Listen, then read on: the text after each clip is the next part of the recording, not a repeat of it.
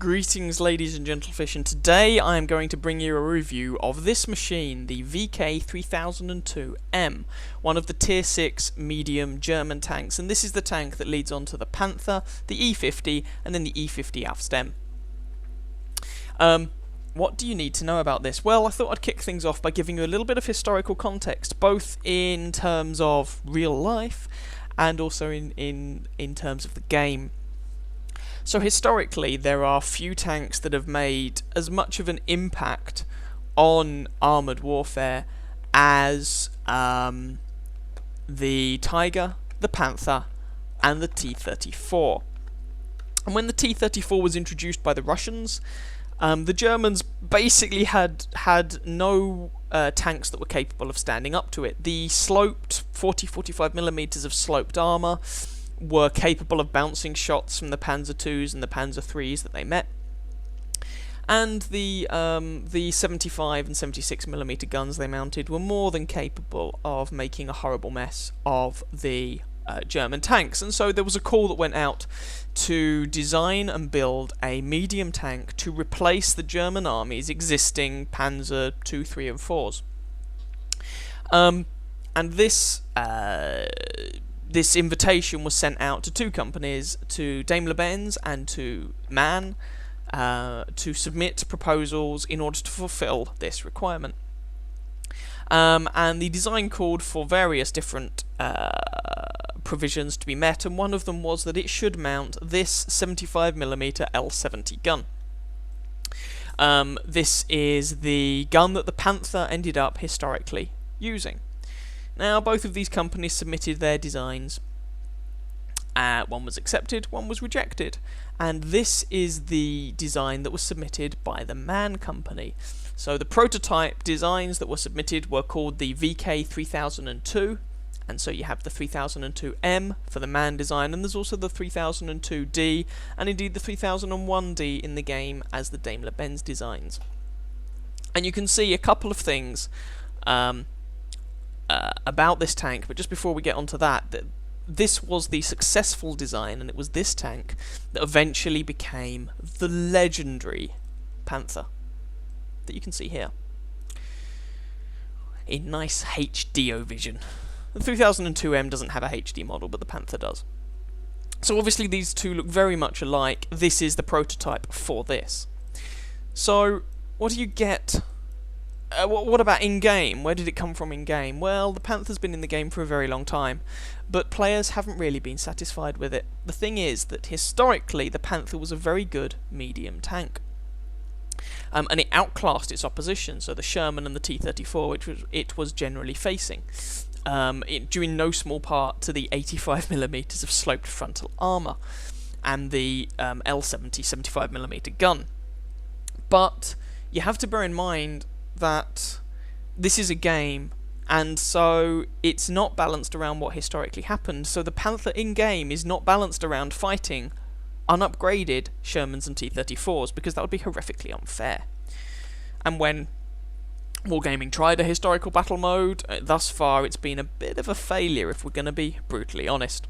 So as a result, instead of being this more well-rounded medium tank, it became this long-range sniper machine. And to be fair, the historical Panther was always better at range, but nonetheless, the in-game Panther was basically restricted to this long-game sniper role.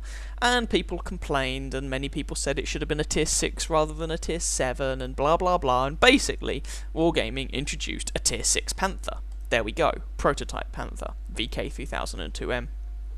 And this is, in my opinion, a very good argument for not letting player base opinions influence what tanks you should introduce to your game all of the time. So, let's get on to this actual machine as it stands in the game, shall we? What do we have? Well, first thing to note, it has 840 health. That's a lot. I mean, that's up there with the Cheeto, the Japanese Tier 6. That's more than a KV-1S, and that's a heavy tank. So you get a lot of health.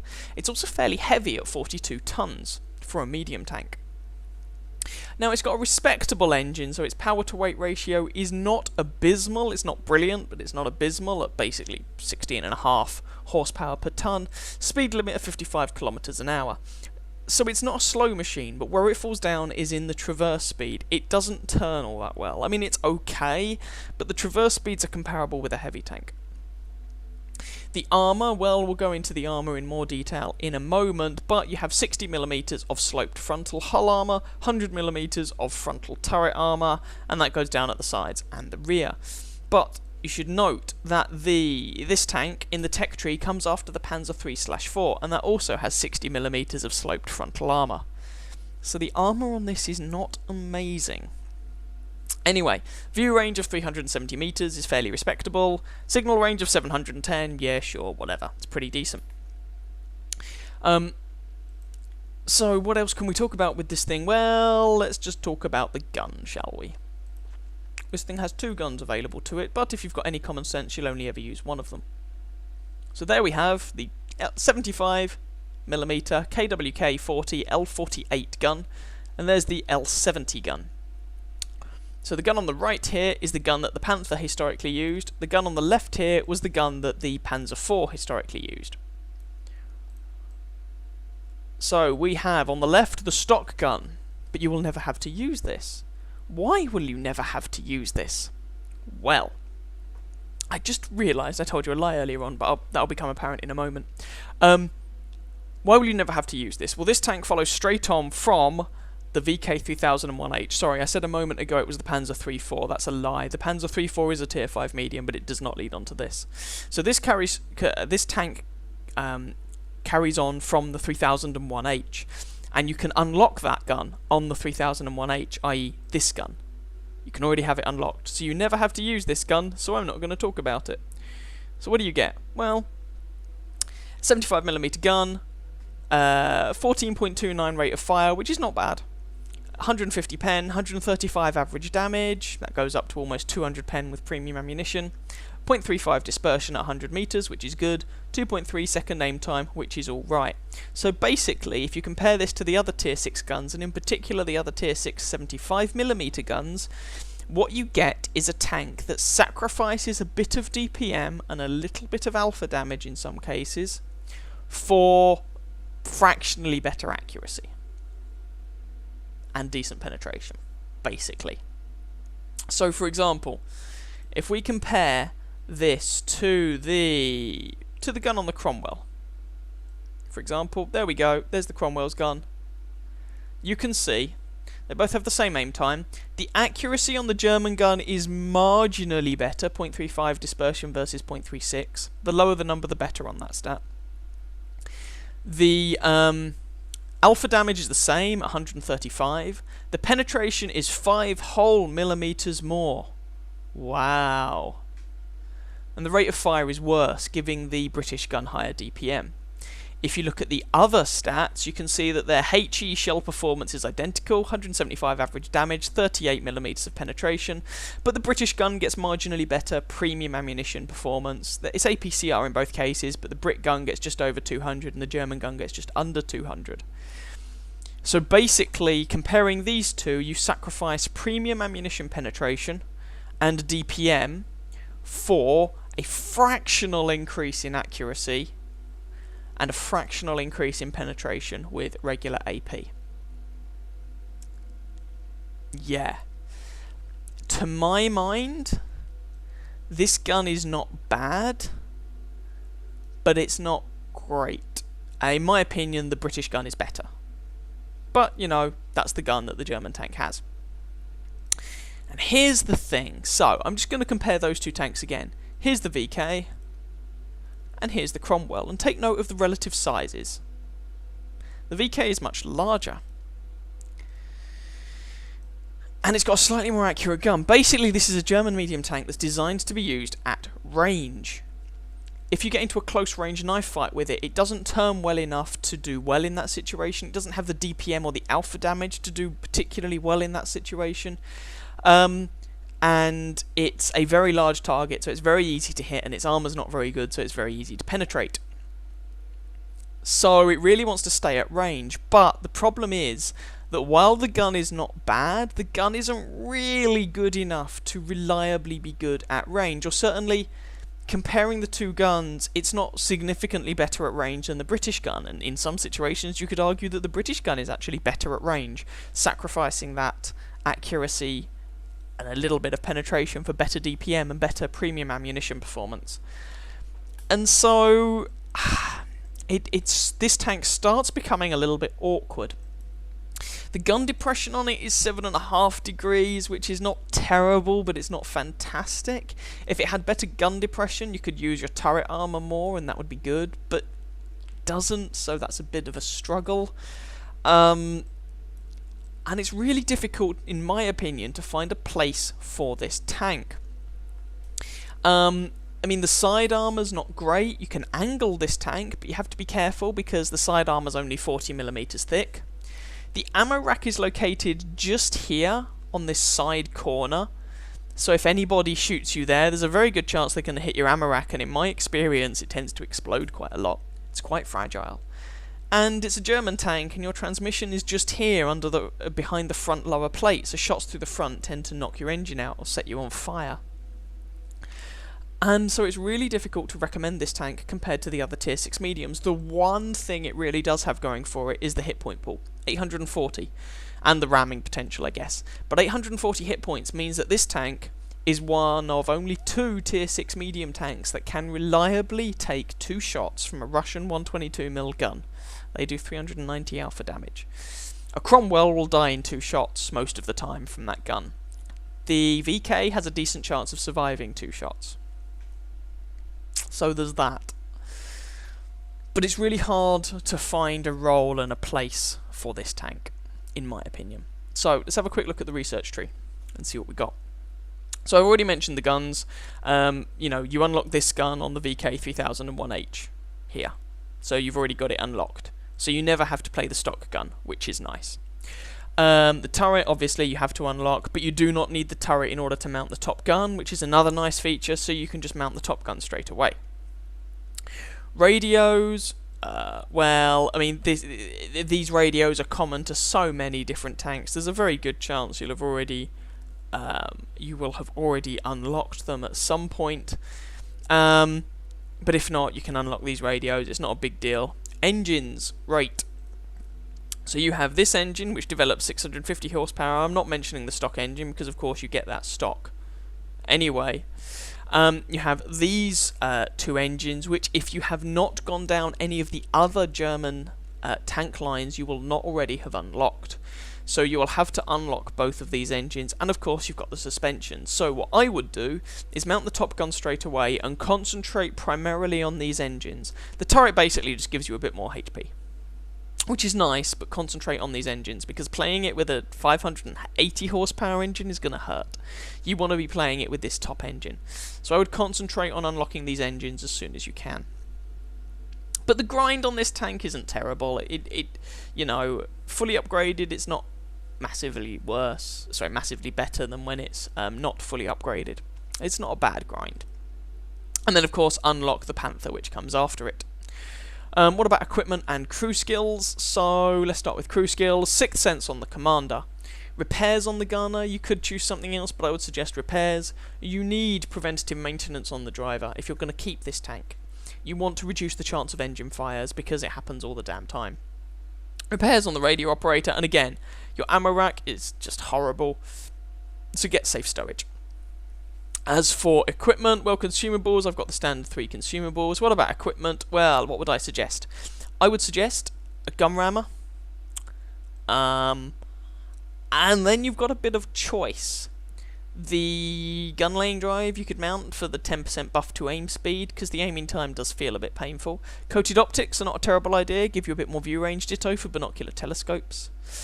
The wet ammo rack isn't a bad idea, because your ammo rack is horrible, and neither's the improved vents. I mean, I would probably try and go with gun rammer, optics, and vents, I think, would be my preferred fit out for this tank. And as I mentioned earlier on, 3 standard consumables. So, alright, I've rambled on long enough. Let's go and have a look at the armour and then get into some gameplay. It's armour time. So, here we have the VK. And here we have its armour scheme. So let's just show you what we're dealing with. So what have we got overall? Well, let's start with the rear because that's usually pretty easy. Hull, 40mm of armour, sloped back with a bit of angling. So the equivalent armour value, tissue paper. Rear of the turret, 45, still tissue paper. The sides of this tank, 40 tissue paper. Sides of the turret, 45, still tissue. Add in the tracks and you get a little bit more armour, but from the sides or the rear, this thing is just made of tissue. Alright, so what about the front of the hull? Well, a couple of things to note. Firstly, there's no real lower plate. Well, there is, but it's the same thickness as the upper plate. It's this same 60mm. You'll also notice, and there's some angling going on, there's some sloping going on, so that means if you're looking at this thing dead on, you're looking at effectively sort of 70-odd mm of armour on the upper plate and potentially an auto bounce on the lower plate, or like about 100mm or something like that. These little markings on the front of the hull, the sort of driver's hatch and whatnot, these are not weak spots. The upper front plate is just one uniform panel. Now, equivalent armour, 60mm, equivalent 71, is not actually that good. I don't know why I'm just scrolling out there. Bear in mind some figures for you. So, what sort of penetration values are we looking at? Well, for same tier medium tanks, penetration, tier 6 medium, tends to go from about 128mm, or no, to be fair, down to about 120mm, if you're talking about the Russian tier 6 A43, and up to about 155. So the lowest penetration on a same tier medium is about 120mm. Well, that will go through this easily. Alright, well, what about tier 5 tanks? Tier 5 mediums tend to be about, 100, 110. Nope, still not looking good. Okay. Tier 4 tanks, well, tier 4 mediums, there's the Matilda, that has 120. There's the Panzer 4, the Panzer 4C, or whichever one it is, that has about 100. Oh dear, it's really not looking good. Okay, so how much angling can we put on this? Alright, if we put a bit of angling, what are we looking at? Well, the sides shoot up to... okay, so the front goes up to like 80 something. The sides potentially go up to an auto bounce angle. Okay, that's good. Alright, so if the side were an auto bounce angle, the front is about 80. Alright, let's see if we can get equivalent thicknesses on both. Oh, side. No, that's about the best you can get out of it. So the best armour you can get out of the hull from close range is about 85mm of armour. Well, that's only really good for bouncing tier 4 light tanks, let's be honest. And the odd tier 4 medium tank, I guess. But that's not very good. In fact, that's terrible. Okay, yeah, if they're shooting down here where the tracks can absorb some shots, great, but that's really not very good. And what's more, if you're angling, you have to be really careful, because whilst this side can be at an auto bounce angle, it's 40mm, which is important because of the caliber of the guns that are shooting you. So there's a phenomenon in World of Tanks called overmatching. If the caliber of the gun shooting at you is twice the thickness of your armour, then it reduces the effect of your angling, and if it's 3 times the thickness of your armour, it completely negates any sort of thickness or angling you've got going on that shell is going through. Your armour is just too flimsy to stop it. Side armour of this tank is 40mm. 40 times 3 is 120mm. This means that the side of this tank, ignoring the tracks for a moment, the side of this tank, at any angle, under any circumstance, will be penetrated by a Russian 122mm gun. And you first come across these guns at tier 6 on the KV-1S and the SU-100. Oh dear. Oh dear, oh dear. And how much of an angle would you have to bounce it on the front? You would have to have an auto bounce angle on the front plate to bounce a KV-1S. Oh, that's bad. Right, what about the turret? Okay, so 100mm on the turret front. Alright, fair enough. You've then got a bit of mantlet, pushing the effective armour up to about 150, 160. Okay, that's not too bad. Then, oh dear, okay. Then you have thicker spaced armour, but the armour behind it has actually been reduced, so you're still looking about 150 equivalent. And then you have the armour hole, which is where the gun is. And that continues. And you can... Okay, so there is the odd region where the armour shoots up, where you've got all of these layers overlapped. But basically, the best armour you can get on the turret is about 150. So you might bounce some tier 6 mediums on the turret, but that's about as good as it gets. Ugh. So the armour on this thing's pretty horrible. And just to add insult to injury, of course, behind this region, you have the engine, so you can get shot in the front and set on fire. And if you do angle your tank, you have to be very careful, because right behind here, through the side of the tank, made of ammo racks, and they just get damaged and explode all the time. So basically the armour on this tank is pretty uninspiring. Which is a shame, because it looks like it's going to be a real badassly armoured tank, but it's just not. Which is a real shame.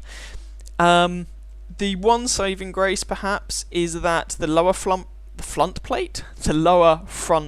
plate can actually be pretty troll. If people are shooting at it, a lot of the time, it's actually better than the upper front plate because of the angle it's at. But if you want to hide this hull as much as possible and only expose your turret. That's, not going to bounce everything, but it's your best armour. Gun depression, good gun depression is best for being only able to expose your turret. 7.5 degrees, which, like the rest of this tank, really it's all right, but it's nothing inspiring. And that's the armour for you. It's a bit... Well, it's not very good, if we're going to be brutally honest. From the rear and sides, it's terrible, and from the front, it's not that much better. If you bounce things in this, it's mainly going to be from really low-tier tanks, tier 4 light tanks and whatnot, as I said. But really, when you play this, have it in your mind that your health is your armour. Every shot that hits you will penetrate you and do damage. Expect that, and then you won't be disappointed. And that's pretty much the armour scheme of this. Sorry. Alright, let's just have a couple of games and we'll see how those pan out. Here is game number 1. This is a top tier game. It's an assault game on Sand River, and we are on the attacking team. Now, assault on Sand River, well, it can be a bit dodgy. What you often get is a lot of people camping up on the hill at B9, and that can be really frustrating, because you just want those people to push. But, there we go. Them's the breaks. So, we are going to move up and see what we can try and do with this tank. There you see I'm just testing out the gun depression, which isn't appalling on this machine. I think it's... But it's not amazing. I mean, it's in that weird wishy-washy middle ground, and if the frontal turret armour were better, then it might be a bit more accessible, but it's not, so, you have to be a little bit careful. And in the spirit of trying to use this thing as a more long-range machine, initially I decided to try and give some supporting fire to the sort of G2 region, hoping that someone will go down there and spot some targets to shoot at. Now, we've already lost an A20 who did a pointless suicide scout run. If you're in a scout tank, don't suicide. You're just generally not being very helpful. And there we go, Chi-Nu has just come up. Sorry, Chi-He, not a Chi-Nu. This is the tier 4, not the tier 5. So we have a shot at him. We just lost a Cromwell, for goodness sake. And we have a shot at him, and you can see that, against a tier 4, 130 odd alpha damage is very respectable. And there's a Cromwell. That was not fully aimed, and we miss him, unfortunately. Chi-He, oh, I had a shot there, but I didn't make it. I was looking for a better one, and that was a mistake, because in the interim, he just buggered off. But there we go. No, that one missed. And here you can see that, 0.35 accuracy or dispersion isn't terrible, but if you're going to use this thing in a long range role, it's not amazing either. Especially when you consider the reload on this gun could also be better. Anyway, we're currently losing 1-3, and I got bored trying to place sniper on that position, so I'm moving over to the other flank to try and give some fire onto these fellows. There's a VK. I take an unaimed shot at him, which misses, fair enough. He misses me. I take another unaimed shot at him, but that one manages to put some pain into him. KV-1S there. Put a shot into his side. Aim that shot, put another shot into him. And I think I missed that second KV-1S, which is a little bit annoying, but there we go. And that was not fully aimed. I thought he was going to keep driving, and so I thought I had to take that shot as a snapshot. But eventually I managed to get the kill on him, which makes the scoreline 2-4 in the enemy team's favour. So our SU-85 takes out their Panzer III-4, but their Dickermax takes out our KV-1S, which makes it 3-5. And I try to get some shots up here on this Hellcat. And the scoreline is currently 3-6. So there's one shot into him. Now I don't load high explosive because I don't know if I'm going to be shooting this guy next, and that shot did not have enough lead and was never going to hit in a month of Sundays. That's no fault of the guns, that's just my bad shooting. Now the actual assault on this side of the map appears to have been successfully repulsed, which is unfortunate. And damn it, that didn't hit him. Almost, but not quite. And we're losing 3-7. Now we want to be a little bit careful of the KV-1S up here, who has a shot, but misses. The SU-100. There's only 6 minutes of this match remaining, so I try and get some pain in on these fellows. Bounce on the Jagdpanzer IV, but it wasn't a fully aimed shot. I'm trying... Nah, you see, there we go. I was trying not to hang around too long because I didn't want to take return fire because the armour on this machine is not great, and there you can see... I'm just going to pause it for a second. A shot to that corner of my tank. It's not properly into the side armour, but that corner just there, straight through, was enough to damage my ammo rack. Now I've since repaired it. But that just highlights how careful you have to be when putting any sort of angle on this armour. And I was trying to put an angle on to increase the chances of a bounce, but that shot, ammo rack damaged. I also took a second shot to the turret, but, whatever. But that was the one that damaged my ammo rack. So do be very careful about taking ammo rack damage in this tank. And I was perhaps a little bit fortunate that I didn't just explode. I only had my ammo rack damaged, but I repaired that because I want my reload time to be not sucky. So that Flat Panzer ends up getting himself killed. There's still a KV-1S off to my right hand side, there's an SU-85 and a VK over here. And I put a shot into demolishing the buildings, I think that was, trying to, get a clean shot on those fellows. There's also a BDR over there, so I'm thinking, alright, how can I be effective against these guys? And here you can see, I'm a medium tank, so, well, let's flank. Now, I am a medium tank, I'm not the fastest medium tank in the world, and there's a Chinu as well. Oh, that damaged my own track. But, I'm fast enough to do this. And I killed that Chinu. I take damage from that VK, and I bounce on him, unfortunately, but someone else kills him. And I get a shot on that BDR. Now I'm actually trying to kind of only show my turret and side scrape, and is he firing heat, or did I just make that up? There's another damaging shot. Someone puts him on low health.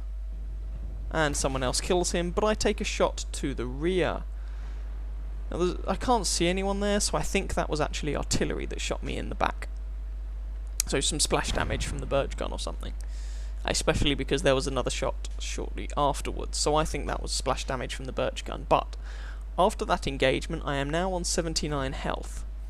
If I had been in any other tier 6 medium tank, except for possibly the Cheeto, I would currently be dead.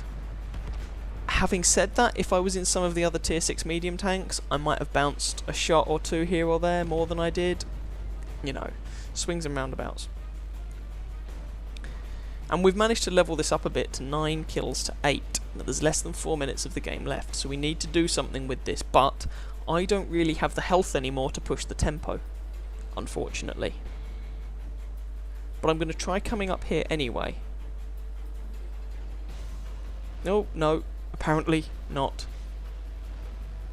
I don't have Sixth Sense on this crew, so I need to be a little careful. Now, they have 3 medium tanks left. One of them is over by F1. Their Hellcat has been spotted.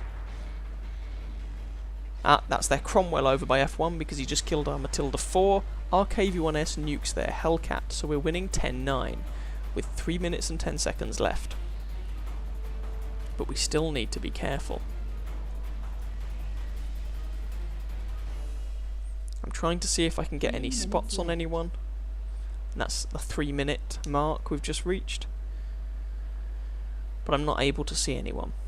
Oh, VK. Okay, my opposing number. But there's a dune between myself and him, so I should be safe from his fire. And he shouldn't be able to spot me. But I don't necessarily know where their other tanks are. I think their T-34-85 is also on the other flank. And that VK just gets obliterated. So, it's our artillery, myself, a KV-1S, an M6 and an SU-100 versus a Cromwell, T-34-85, Dicamax and their artillery. And it's a Birch gun on each side that's providing artillery support. Unusual to see a Birch gun on each side. They don't tend to be played all that much. People seem to dislike them and then try and free XP through them or something. But anyway, now to try and lure these guys out, I sit in the cap circle. Assuming that I don't get... Oh, there's the T-34-85. Okay. Well, this just became real. I put one shot into that T-34-85, try and keep moving to dodge his shots. I dodge that one. Oh, I take a hit there from the Cromwell, but someone manages to take out the T-34. And I'm trying to back off here to try and put myself in a relatively safe position. I don't know exactly where that Cromwell is. I think he's over in that direction because I took damage from him. There's the Dicamax, who is backing off. I missed that shot, but I managed to kill him with that one. But Dicamax at the same time takes out our SU-100. Now, there's 1 minute and, or just under 1 minute 20 of this game left. I can cap this out, but oh, Cromwell gets me. Damn it. So we need to kill both of these guys in order to win this game. Come on. Okay. KV-1S takes out their Birch gun. It's our KV-1S and our Birch gun versus their Cromwell. Their Cromwell is on 417 health. Oh! That was a little bit lucky. So our KV-1S took a long-range shot, and the KV-1S is not very accurate. He has 390 average damage. He can one-shot the Cromwell, but he won't do it all of the time. In fact, most of the time he will not one-shot the Cromwell. But as it is, we got a little bit lucky there. KV-1S pulled it out of the bag, took the Cromwell out, and we won that game. So, well done to that KV-1S. If memory serves, he actually gets top XP in this game. I got a second-class mastery badge out of that game, and I hope I demonstrated some of the strengths/weaknesses of this tank. Well, and you can see the armour didn't really hold up very well. And we got ammo racked, you know, our ammo rack was damaged. We were hull down, but we still took shots through the turret, through the gun mantle, etc, etc. The accuracy on the gun is alright, but it's not a sniper rifle, it's not fantastic. But our health is good. Lots of health, which is nice. So that's how this tank performs when it's top tier. How about when it's bottom tier? Well, have a look at the post-battle results screen, and then I will show you a bottom tier game driving the VK.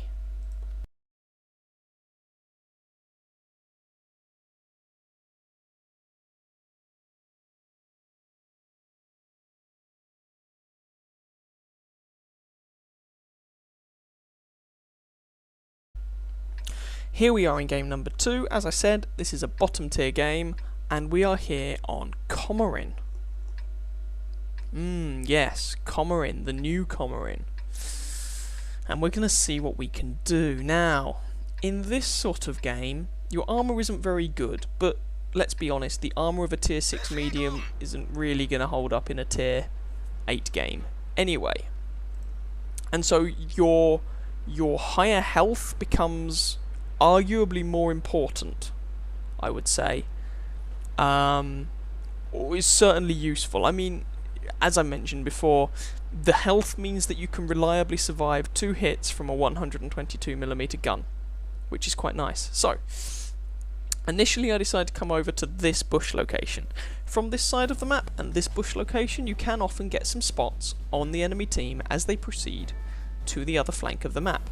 Now, one thing I have noticed with the new Comarin is that you often find from the north spawn that not many people go to the 1 and 2 line. It seems to be an unpopular choice. More often than not, people seem to go to the other side of the map. Now I decided to back off at this point and see if I can get a shot on that T21. The reason I backed off is that when you fire, you remove the camo bonus of any bush within 15 meters. And so if you're not within 15 meters of the aforementioned bush, you won't remove its camo rating. Hurrah! So I return to this bush, see if I can get some more spots. And this is just me trying to be useful to my team. Again, you know, this is a bottom tier game. For me, it's going to be very difficult to carry it. Our Tiger appears to be using the 75mm gun, just on an aside. But anyway, it's very difficult to carry it, so you just try and do what you can. And spotting is a perfectly viable thing to do. Now, made a mistake there. I should have pulled back behind the bush in order to get that shot and not remove the camo rating from my bush. But I seem to get away with it. Don't do that. Do pull back before you fire. And I get 2 shots into that flat panzer. Unfortunately, we've already lost 2 tanks, our T21 and our Jackson. They're both tier 6s, so it could be worse, but, you know, all the same, you want to keep your tanks alive as long as possible. And I decide that that position has outstayed its usefulness, so I come over to the other side of the map with the express intention of helping out our guys who are over there. That was a badly aimed shot at the KV-1S. I should be putting it into his lower plate, as I do on that occasion. And I try and be helpful. Now, the KV-1S, bless it, is as blind as a friggin' bat. So I don't actually know if I've been spotted at this point, or if he's just taking blind shots at me. I decide to switch to putting shots into his side, which bounces, so we go back to his front lower plate. And considering how badly his shots were aimed at me, I'm not sure if I was actually spotted, which is interesting. And that's one way to take advantage of a lot of Russian tanks, actually. They typically tend to have very poor view range. And so if you're in almost anything else, but in particular American tanks, British tanks and German tanks, they tend to far outstrip the Russians in terms of view range, and so you can abuse that horribly. And in that situation, he was being lit up by someone else anyway. So, now, here we have an interesting position. We're currently losing 4-5. There is a tier 8 heavy around the other side of this bit of land. It's an AMX 5100. On the one hand, he can obliterate me, on the other hand, he doesn't have much in the way of armour, so I can definitely hurt him. But first, here's a Centurion. I'm trying to shoot through this house in order to get to him, but we give up on that, and instead I try and put shots, although that was very badly aimed, into this Type 62, tier 7 premium Chinese light tank, and I managed to track him. Someone else puts a shot into him, and I finish him off. Now, AMX, as I said, he will obliterate me with his autoloader, but I can hurt him. And I have friends who are keeping the... oh no, KV-1S. Ouch. Who are keeping him distracted. Now I wonder if one of those guys were firing high explosive. Or maybe the KV-1S doesn't have the big gun, because I took a shot from both of them, but the first hit I took was not for an awful lot of damage. The second hit I took was for a nice big chunk of damage, but the first hit wasn't for a lot. So I'm wondering if the KV-1S... ah, there you can see, that KV-1S doesn't have the top gun. I think he's using the 85mm gun, which is garbage. Don't use it. Use the howitzer if you want to, but don't use the 85mm on the KV-1S. Anyway, we're winning 8 kills to 7. That AMX is getting thoroughly worked over, which is great because he's in a very dangerous machine. And I mean, you can see my armour didn't work, but this is a tier 8 game. I wasn't really expecting my armour to work that well. I'm fairly aware that my health is my armour in this sort of matchmaking.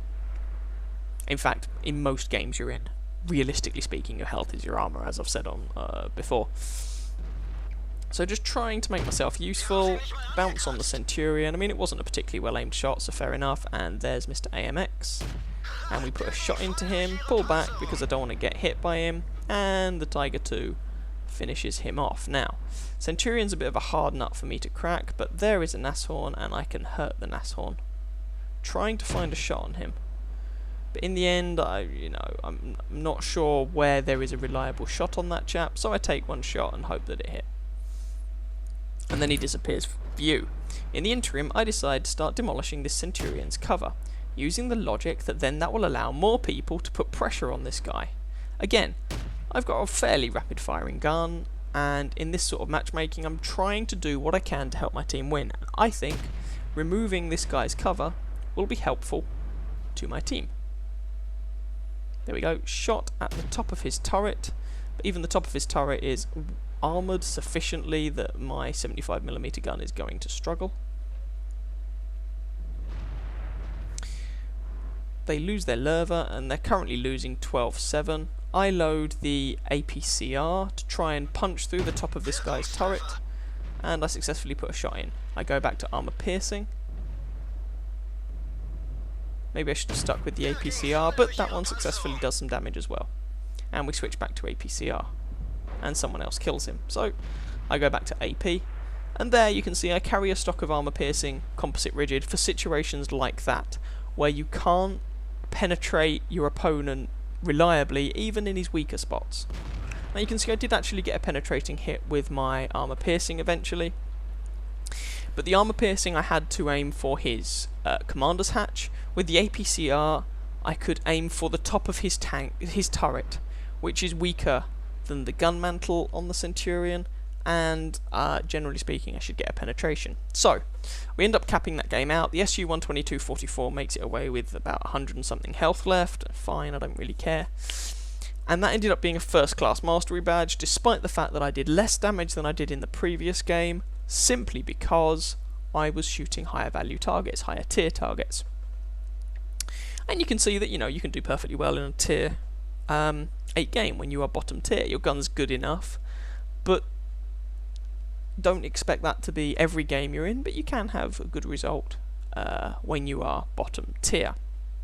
So have a look at the post-battle results, and then we'll flip back to the garage for a few concluding remarks, methinks.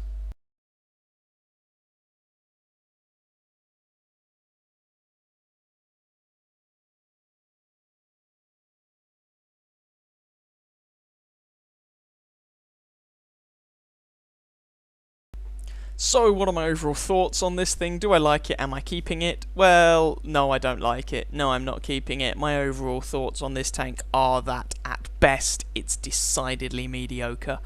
There's nothing really good about it, and I see absolutely no reason to keep it. Once I've finished recording this review and uploaded it, then basically I'm going to take my crew out of this, whack them in the Panther, which I bought on discount a few weeks or a month or two ago or something, and never look back, really. I have absolutely no desire to keep this at all. I don't like it. Sorry. It's a shame because it's a really cool looking machine, much like the Panther is. They're both awesome looking, but just not a fan. So there we go. Anyway, sorry to finish on a little bit of a downer, but hope you guys enjoyed that review, possibly even found it vaguely interesting or informative or helpful. If you did, please feel free to catch some of my other videos and or subscribe to my channel, and I wish you very happy hunting on that battlefield. Ciao ciao.